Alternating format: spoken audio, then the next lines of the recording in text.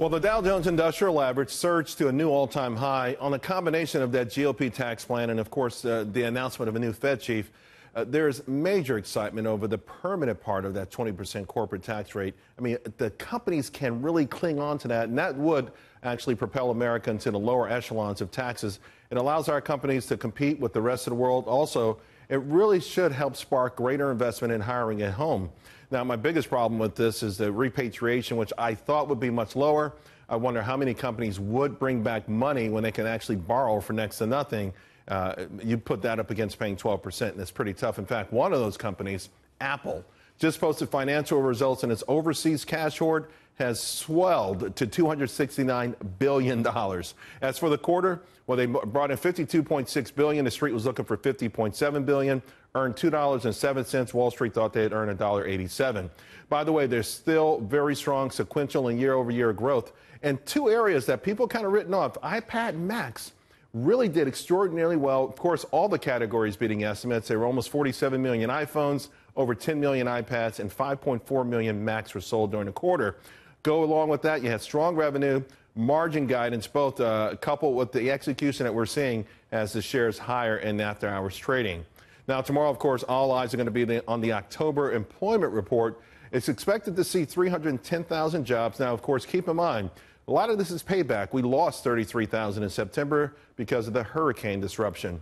My focus is going to be on participation, hourly wages, and goods-producing jobs, or what I'd love to call dirty fingernail jobs, which, according to ADP, so far this year is up 1,000% versus 2016. Here to discuss with me, Jon Hilsenrath, Chief Economics Correspondent for the Wall Street Journal. John, thanks for joining.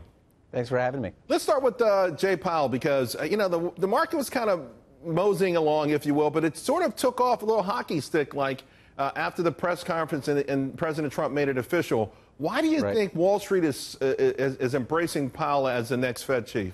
Well, I mean, I think a lot of what we saw today was just Wall Street embracing the relief of some uncertainty. This question has been hanging over the markets for several weeks now.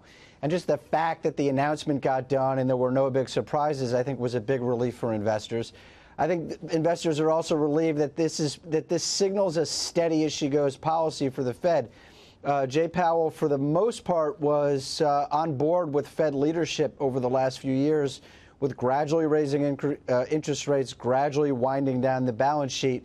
So there's probably going to be a continuity of policy, which investors tend to like. Now, President Trump on the campaign trail made a lot of promises. Some of them would perhaps include the Federal Reserve, but with respect to oversight, banking and financial oversight. And what I understand is that Powell is sort of on the same hymn sheet with him in that area. Maybe Yellen wasn't. Well, you know, I think the main reason why he switched from Yellen to Powell was that he was looking for a change, and in particular during the campaign, he said he wanted a Republican in that job and not a Democrat. So in terms of regulation, it's true that, you know, Powell is a Republican. He's more of a deregulatory mindset than Yellen would have been, but he's largely been on board with what the Fed has done the last few years. You don't see him, for instance, dissenting in any of the regulatory decision-making that they've done. And he said that a lot of the changes that were put in place under Dodd-Frank, not all of them were maybe perhaps they went too far, but he said that for the most part they've made the financial system safer. I want to talk to you real quick, John, about this market and you know, where do we go from here? The jobs report tomorrow, looking for sort of a rebound, if you will, from September. Are you concerned about where the market is, valuations? Is anything out there starting to worry you? Well, I mean, I think the main worry is that there's no worry. You know, that's when investors start doing stupid things with their money.